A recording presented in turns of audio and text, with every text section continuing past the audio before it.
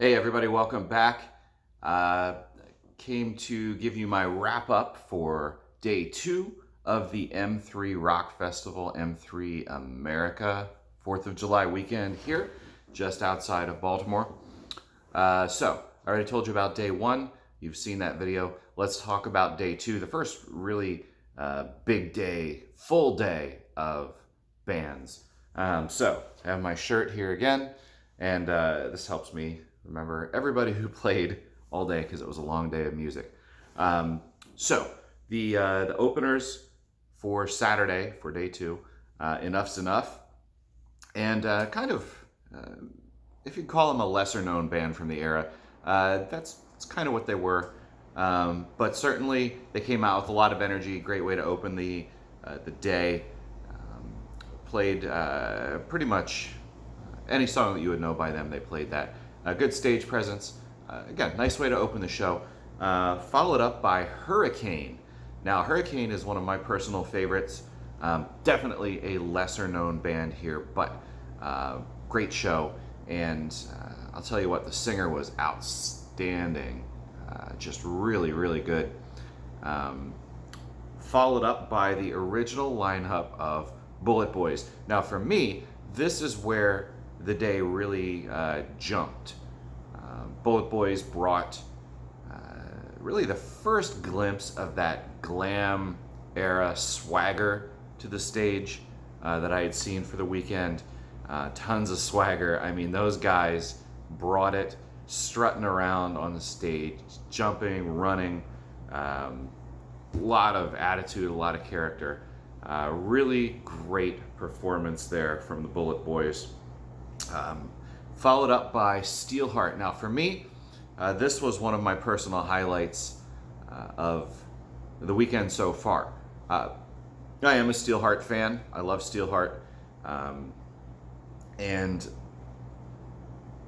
sometimes with the bands that are known for having a vocalist with a high range, you worry about how they're going to sound live, but I will tell you what, man, he did not miss any notes as far as I could tell. He nailed it. He nailed all the songs.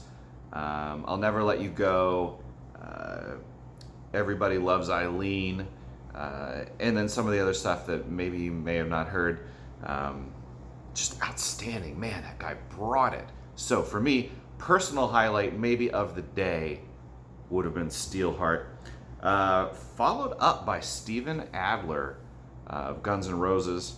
Steven Adler, the original drummer. And his group of musicians was just, again, outstanding. And they looked and sounded like an early days Guns N' Roses lineup.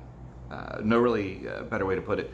Of course, I'm not saying that they are going to surpass Slash and Axl and those guys, but in terms of going out there, rocking, playing the Guns N' Roses material, which they did. They played all the hits, including You Could Be Mine, which is my personal favorite, and actually Sweet Child of Mine right after that. So kind of my 2 favorite GNR songs back to back. They opened with Night Train, so that's always good.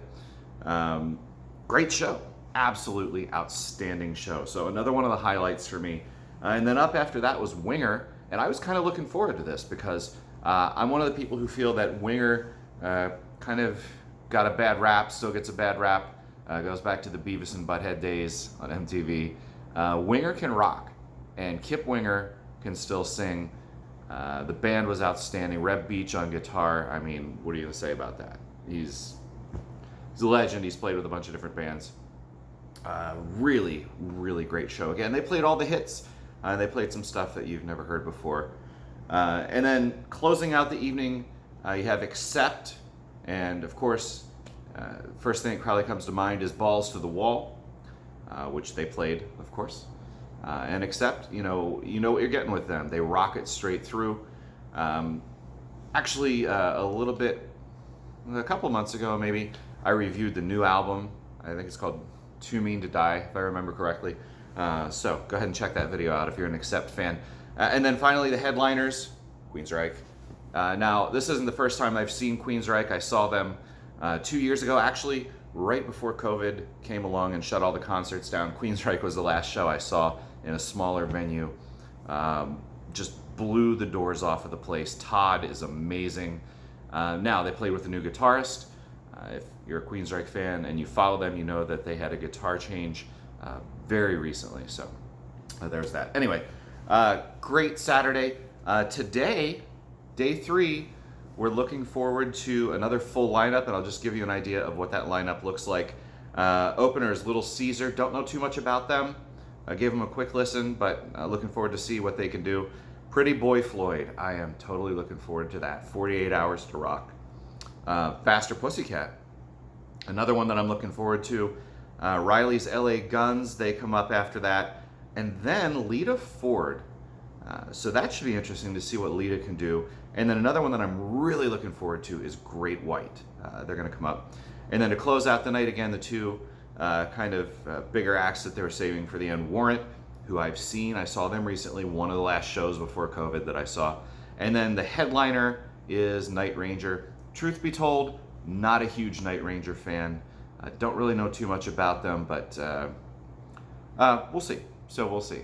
But anyway, that's today's lineup. I'll give you a wrap up of that when the day is over. Any other personal highlights from the day? The weather has held out so far all weekend, and I think today is supposed to be a beautiful day for day 3 of the festival. Also, got to meet Shannon Wilk, great rock photographer and interviewer. She's got her own channel and she's doing her own thing, so go check her out. I'll leave a link to her stuff below. And that's it. Looking forward to today.